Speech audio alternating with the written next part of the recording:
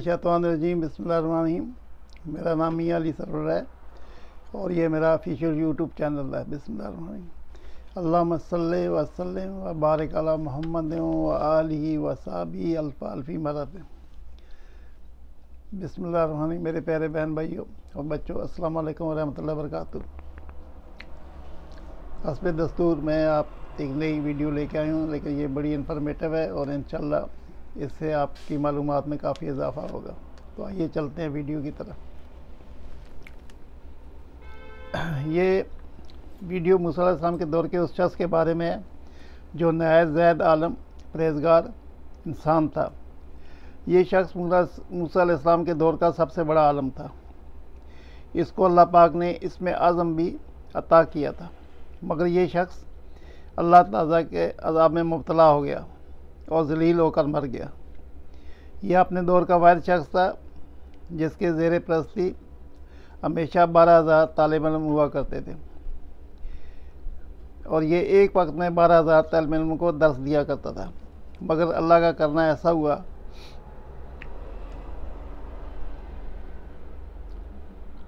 कि इसमें आज़म पढ़ा करता था। वो ज़ुबान उसकी ज़ुबान लटक कर उसके सीने तक आ गई, जिस तरह कुत्ते की ज़ुबान लटक जाया करती है। बल्कि इस शख्स की ज़ुबान कुत्ते की तरह लटक कर इसके सीने पर आ गई थी। आखिर क्यों? आखिर इतने बड़े आलम का ऐसा भयानक अंजाम क्यों हुआ? इसकी ख़ता क्या थी? वो कौन सा जुर्म था जिसकी वजह से अल्लाह पाक ने उससे इतना शदीद अज़ाब में मुब्तला कर दिया? बैरम बिन बहूरा कौन था? वो बहुत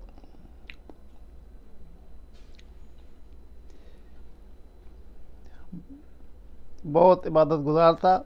इसकी दुआएं बहुत मकबूल हुआ करती थी और मूसा अलैहिस्सलाम की कौम जब जहाद के लिए बनी इसराइल के लश्करों को लेकर रवाना हुए तो बलम बहूरा की कौम इसके घबराती हुई आई इसके घर और कहा कि मूसा अलैहिस्सलाम बहुत बड़ा ताकतवर लश्कर लेकर हमलावर हुए हैं और वो चाहते हैं कि हम इन लोगों की ज़मीनों से इनको निकाल कर अपनी कौम बनी इसराइल को ये ज़मीनें दे दें। इसलिए आप मूसा अलैहिस्सलाम के लिए ऐसी बदुआ करें कि वो शिकस्त खाकर वापस चले जाएं। आप चूँकि मुस्ताबत जाबत दावात हैं, इसलिए आपकी दुआ ज़रूर कबूल होगी। ये सुनकर बलम बिन बहूरा कांप उठा, कहने लगा तुम्हारा बुरा हो, अल्लाह की पनाह। हज़रत मूसा अलैहिस्सलाम अल्लाह के रसूल हैं, इनके लश्कर में मोमिनों और फरिश्तों की जमात है, उनके लिए मैं कैसे बददुआ कर सकता हूँ? लेकिन उसकी कौम रो रो कर गिड़गिड़ा कर इस तरह इसरार किया कि इसने कह दिया कि इस्तिखारा करने के बाद अगर मुझे इजाज़त मिल गई तो मैं बददुआ करूँगा। मगर इस्तिखारे के बाद जब उसको इजाज़त ना मिली तो उसने साफ साफ इनकार कर दिया कि अगर मैं बददुआ करूँगा तो मेरी दुनिया आखिरत दोनों तबाह बर्बाद हो जाएंगी। उसके बाद इसकी कौम ने उसको बहुत से हदिये, तोहफ़े और तोहफ़ उसको पेश किए और बेपनाह इसरार किया। बलम बहूरा पर हिर्स और लालच का भूत सवार हो गया और माल के जाल में फंस गया। अपनी गदी पर सवार होकर बददुआ के लिए चल पड़ा। रास्ते में बार बार उसकी गद्दी ठहर जाती थी। वो मुड़कर भागना चाहती थी, मगर इसको मार मार के आगे बढ़ाया जाता रहा, यहाँ तक कि गद्दी अल्लाह ताला ने उसको बोलने की ताकत अता फरमा दी। उसने कहा, अफसोस ए बलम बहूरा, तू कहाँ और किधर जा रहा है? देख, मेरे आगे फरिश्ते हैं जो मेरा रास्ता रोक रहे हैं और मेरा मुंह मोड़कर पीछे पीछे धकेल रहे हैं मुझे। ए बलम बहूरा, तेरा बुरा हो, तूने नबी और मोमिनों की जमात के लिए बददुआ तू करेगा। गद्दी की तकरीर सुनकर बलम बहूरा वापस नहीं हुआ, यहाँ तक कि इसबान नामी पहाड़ी पर चढ़ गया और बुलंदी से हज़रत मूसा अलैहिस्सलाम के लश्कर को बगौर देखा, लेकिन माल और दौलत के लालच में उसने बददुआ देनी शुरू कर दी।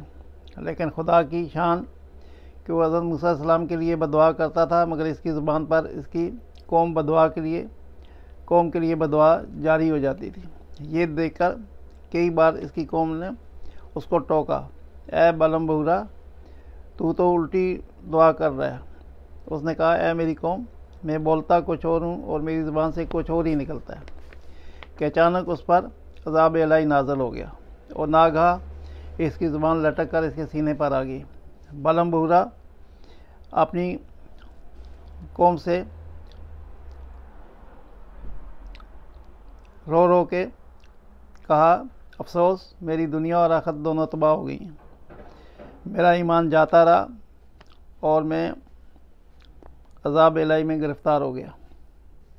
अब मेरी कोई दुआ कबूल नहीं हो सकती, मगर मैं तुम लोगों को मकर की एक चाल बताता हूँ।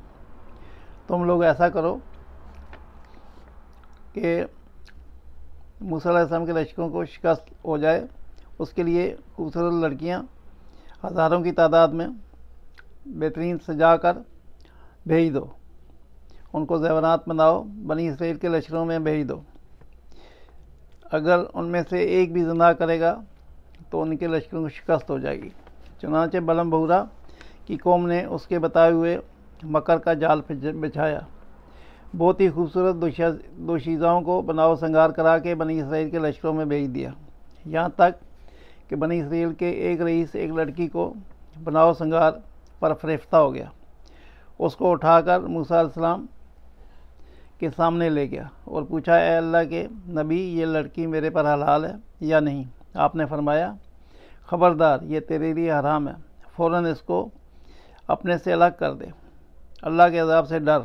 मगर उस रईस पर गलबा शहवत का ऐसा भूत सवार हो गया कि इसने नबी के फरमान को ठुकरा कर उस औरत को अपने खैमे में ले गया और ज़नाकारी में मशगूल हो गया। इस गुनाह का यह असर हुआ कि बनी इसराइल के लश्कर में ताउन की वबा फैल गई और घंटे भर में 17,000 आदमी मर गए और सारा लश्कर तितर बितर और नाकाम हो गया और नामराद होकर वापस चले गए लोग।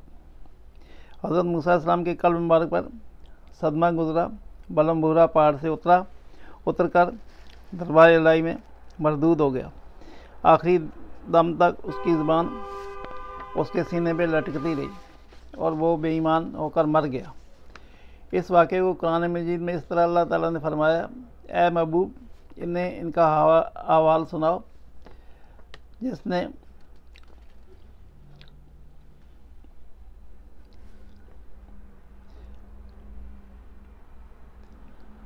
ये शैतान के पीछे लगा तो गुमराह में हो गया। हम चाहते तो आंसुओं के सब उसे उठा लेते, मगर वो तो ज़मीन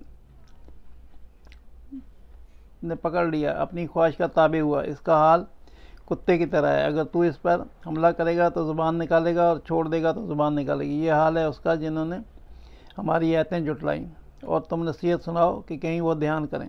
ये कुरान की आयत थी।